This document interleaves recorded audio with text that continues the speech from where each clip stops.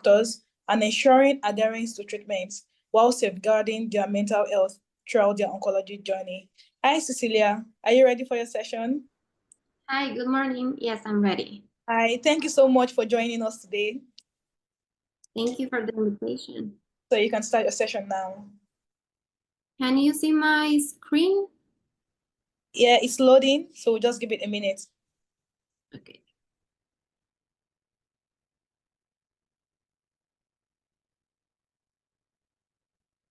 Can you see it now? Yes, we can.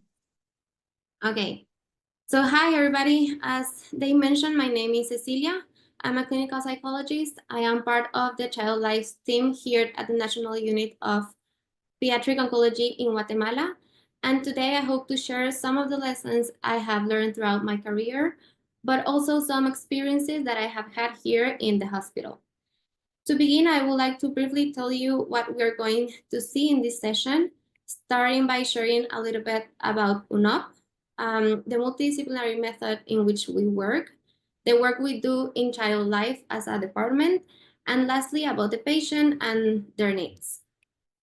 So UNOP is UNOP, or the National Pediatric Oncology Unit, is a hospital located in Guatemala City that has been operating since 2000, but over the years, this hospital has grown.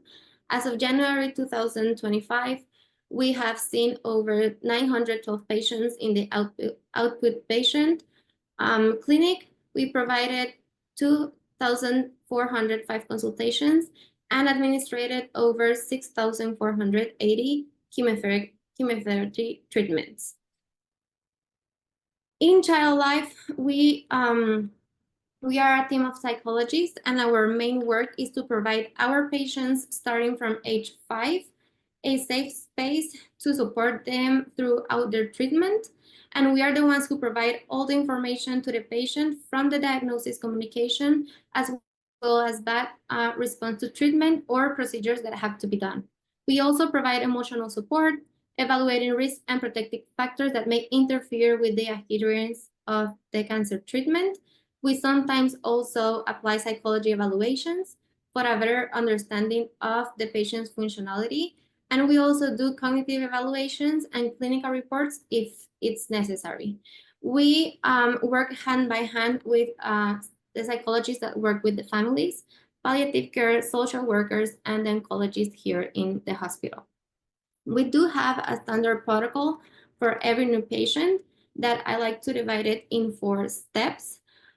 Each one of them, each new patient goes in an initial interview, getting to know a little bit about their interests, the family dynamics and structures, for like identifying their support network, the risk factors that may influence in the treatment adherence, and their medical history prior to arriving to our hospital.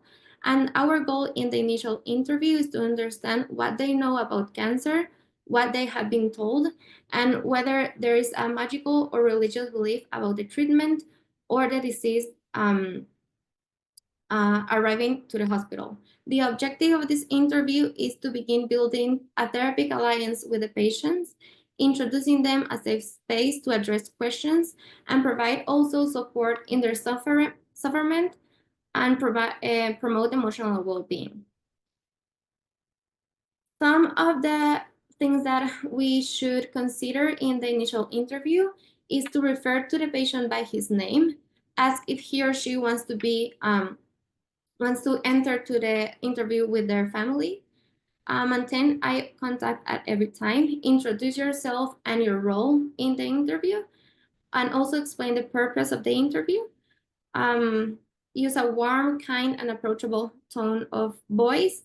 Make pauses so that the patient could have time to make questions if he has to make questions, or to even give more information. And always evaluate your nonverbal communications. I will not recommend to pressure information that the patient does not want to share.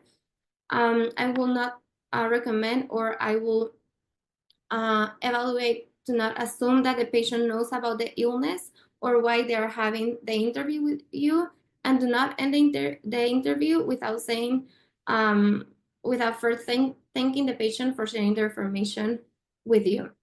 The second step that we do here at UNOP in Child Life, after the interview, we explain the patient the next steps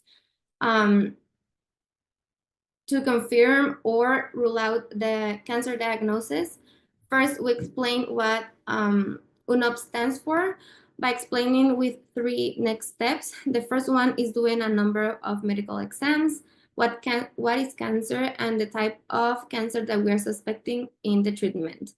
Our objective here is to reduce the level of suffering and promote well-being.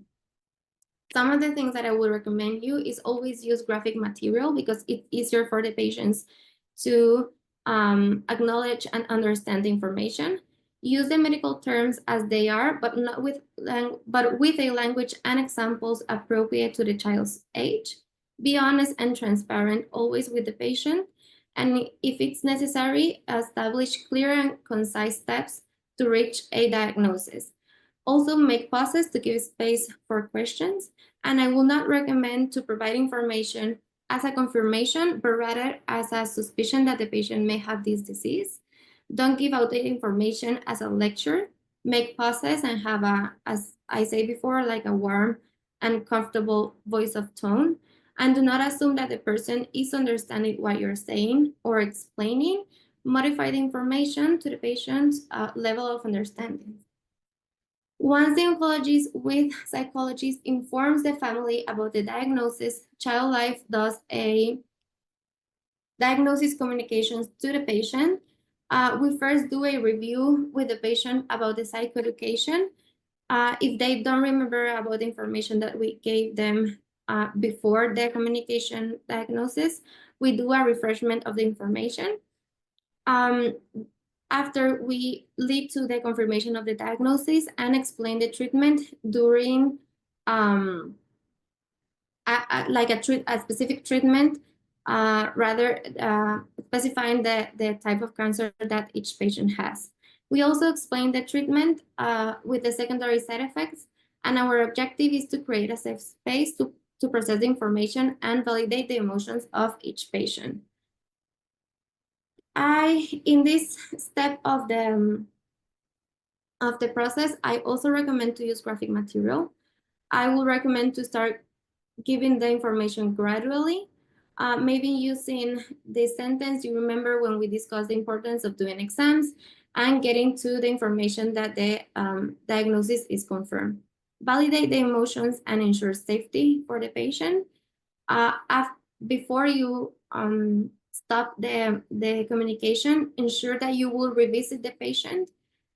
And to ensure comprehension, always ask the patient what information you just gave to him to ensure that he has all the information and that he comprehend the information, and promote optimism without endorsing unrealistic hope.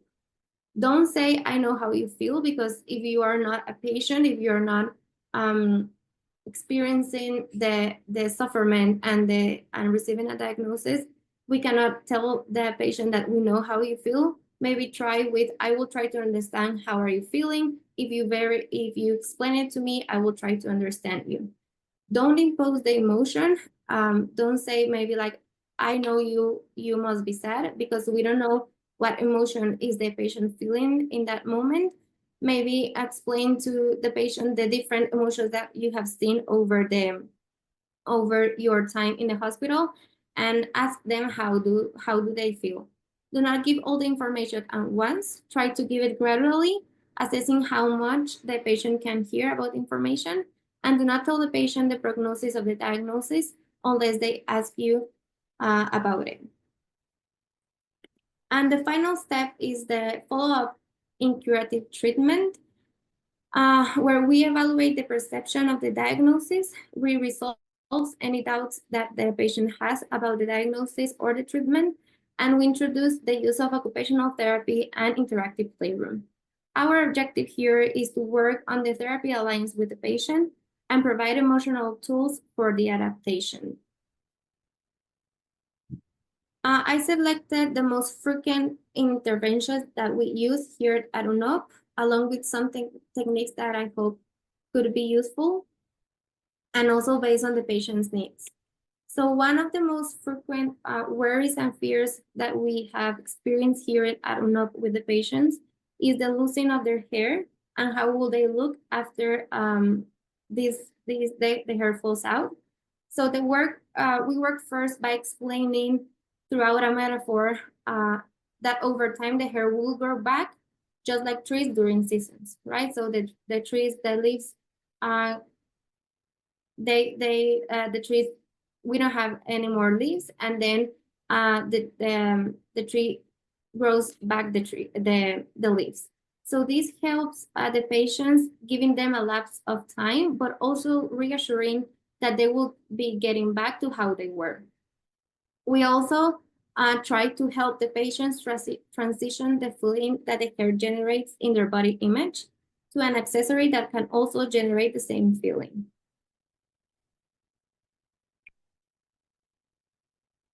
We also have a strong focus on reducing the level of sufferment during needle procedure by providing techniques that helps with the pain. For this intervention, it is important to work from a multidisciplinary method. In this case, we work hand by hand with the nurses to encourage them to have an effective communication with the patient so that they have a positive association to their role. We use distractions method with sensory techniques such as bubbles, Play-Doh, using musical instruments, working with cartoons, or doing some respiration techniques. Because of high levels of sufferment, it is normal to intervene patients with emotional crisis during treatment. In the follow-ups, we work essentially with the emotional intelligence, and I personally like to use this activity with the patients by identifying the emotion. I ask them to choose a geometric figure that goes with the emotion. Then I ask them what color would they give to the figure that represents the emotion they are experiencing. Also to help the patient to identify if it's pleasant or an unpleasant feeling. And then I ask the patient if the figure will be small, medium, or big, and what texture does it have. Also to help the patient identify how much discomfort or suffering this feeling or emotion may be causing at that moment. And finally, I help the patient identify by asking, where do you feel the figure in your body? I also like to use, or it helps me to work in intelligence, emotional intelligence with the patient with this book. It's called The Color Monster. It's a book about different monsters that have different colors, and each color represents an emotion and how they express the emotion. Once the patient identifies the emotion, we use a regulation strategy. I like to use the stop light as a reference. We instruct the patient to stop, inhale for 4 seconds, tense your body for 4 seconds, and exhale for 8 seconds. Then we tell the patient to breathe and think about the consequences and benefits of the conduct. I like to ask the patient to think why he or she is having the crisis, promoting the validation of the emotion. And once the patient is ready, we tend to go do a recreational activity. I also like to use these other 3 emotional regulation strategies. The first one is, and I have to mention that it's very important to give the patients different techniques for them to try and see which one of them gives them comfort. There is the one that is called the bottle of calm. Is when you use a jar and you pour water and glitter, you ask the patient to move the bottle up and down and ask the patient to look how the glitter gets to the bottom. We also can use a candle as a respiration technique, in which we instruct the patient to blow out the candle, moving away slightly each time for 5 seconds. He or she will have to do it again by blowing the candle, making the flame flicker, but without blowing it out, and repeated it 5 times. And finally, we have the turtle, that is a muscle relaxation technique, and we give the following instruction. we say to the patient that let's imagine we're a turtle, and when we go into our shells, we are going to tense our whole body to fit in. And when we come out of the shells, we relax our body. Lastly, we also work on grief techniques, remembering that grief is also defined as the loss of something that has value to the person. We have identified that these 3 losses are the most frequent in our patients: not being at home, not assisting to school, and certain patients, the loss of a leg or an arm because of a tumor. Some of the techniques that we use are the making of lists with present priorities, making them reflect the importance of the health and well-being, but also making sure to give them the support of continuing the learning with a different modality. It also could help making a list of short and long-term goals. And with the grief, these techniques should be with the losing of not being able to go to school, and with we have a patient not being comfortable or having a difficulty with the grief of routine and home. We do share or we do practice psychoeducation with the siblings, rather to make them feel or to maybe help with the reduce the feeling of culpability from the patient for being here at the hospital and leaving the siblings at their home. We also use technique called imaginary exercise by placing the patient in their favorite place at home. Also with respiratory exercises. And lastly, with the amputation, we also work by trying interventions between patients with the same loss to generate a feeling of belonging. And we also work on making letters, thinking or making the letter by thanking the limb for the usefulness and welcoming new ways of to be functional. Finally, it is important to remember the representation that we as health professionals have in front of patients. Our goal is to be able to provide the patients a safe space, clear information, emotional strategies that help them through the oncology treatment in an adaptive way, and to provide support for overall well-being. To finish, I think that if you are able to generate in our patients wholeness, a protective feeling for them to feel safe, to give them comfort, but making them feel loved and secure, and you're able to build trust, you have done your job successfully. So thank you very much for your attention. Thank you so much, Cecilia, for that really interesting and insightful session. And thank you, Rama, for sharing your own experience working at Al-Uzaim Center. Thank you so much, Cecilia, for this session. I had a question I wanted to ask, but you already answered. If you also sensitize the siblings, but you already answered that question. So the other question is, how do you, as a psychologist, how do you explain to the child in case a child has a relapse? That's one of the questions that I have. If a child has a relapse and then you have to treat with palliative treatment, how do you explain that to the child? And also another question is, are you usually present as a psychologist from start to the child? And in resource constraint setting, where as the psychologist, you can't always be present, from start to finish. How will you advise that we navigate that? I can't be present, from start to finish. I can't always be present when the child is having whatever intervention. How will you, advise that we manage that situation? Thank you. Thank you. First, I will answer maybe the bad response to treatment or a relapse. Here at UNOP, we always first, we have to the oncology, and we have a team of psychologists that works with the family. So the psychologists always do first the communication with the families, with the oncologists, and then they tell us a little bit about the information. We respect the decision of the families, families if they want to tell the information or not to the patient, if they have a relapse or if they have a bad response to treatment. If they let us tell the information to the patient, we usually focus on the braveness and the hope with the patient. We start by maybe making a like going step by step by the treatment they already have, and what difficulties and what learnings do they have during treatment.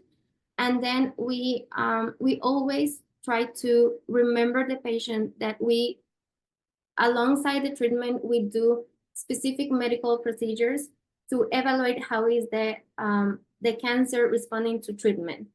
So with this information, we try to give it gradually the information about that.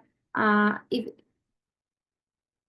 maybe all of the patients before coming here in Child Life, they go under evaluation. So we ask them if they went to an evaluation, and when they go to the evaluation, they have a little bit of perspective of what information we will give them.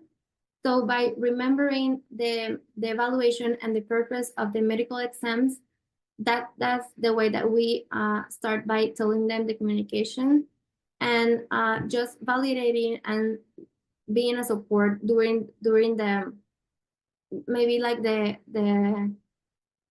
answer, the emotional answer that the patient will have.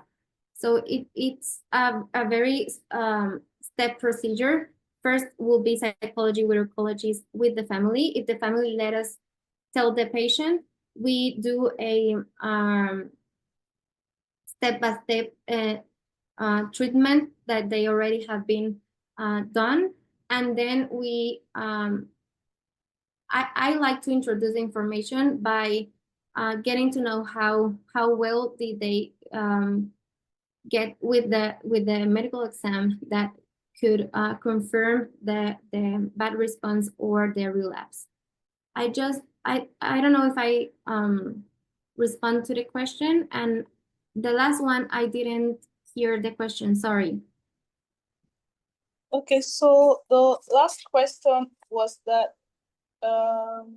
just 1 minute. Yes, as a psychologist, are you usually present throughout the child's care? And in resource constraint setting where, as a psychologist, you can't always be present, how would you advise, they navigate that? So I think the patient has, they have clear information that we cannot always be there for them for every situation. But I think by telling them and making them, they have to know that they can always reach out for us.